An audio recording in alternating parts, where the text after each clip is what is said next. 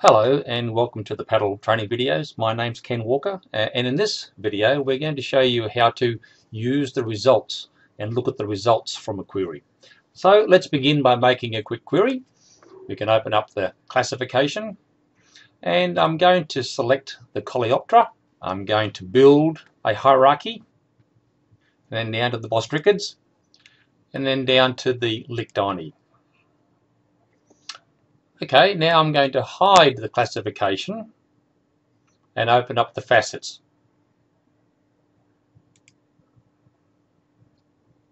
And I'm interested in the 7 species that have been recorded coming out of Africa.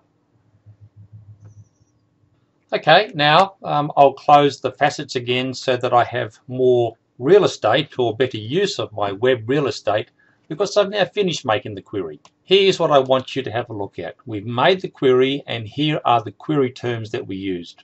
Coleoptera, Bostrichidae, and then down to Lictini, and then there was a distribution query from Africa. So that's your query string there. At any time, if you wish to remove any of those query terms, you simply have to click on it and it removes it from the search. Now below here you'll see that it comes back sorted by scientific name. We can resort it by common name or by taxonomy or by relevance, the number of times that those terms actually occurred within each of the species, and date added if you wanted to see what was the latest species that you added to the data set. Now unfortunately we only have 7 records here, but they come back on a page as 10 only is the default set. 10 species is on a page.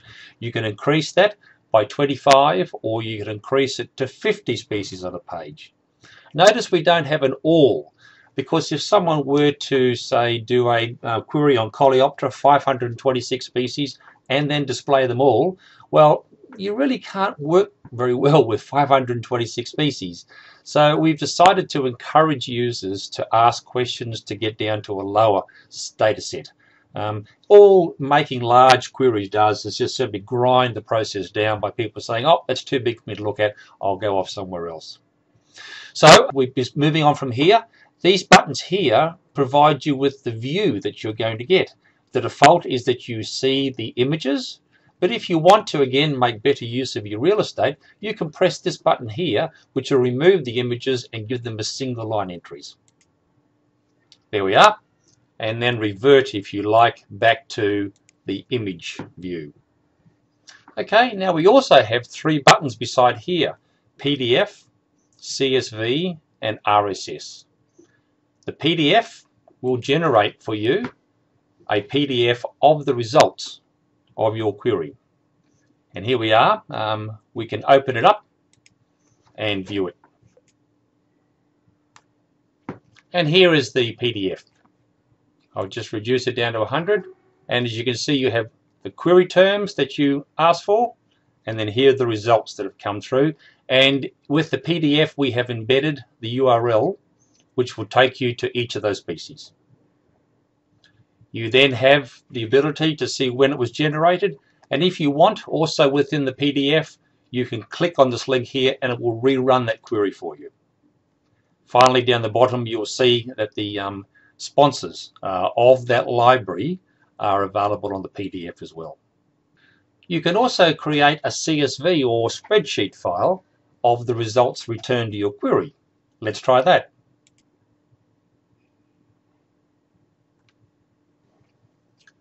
And so here is the CSV file that we have created from the results of the query, which can now be cut and pasted into a document or saved and used later on. We find this very useful that if an inspector is going out and they have some idea as to what to look for, you can create a CSV and say, look for these on these products coming out of these countries. And finally, we have over here what's called an RSS feed.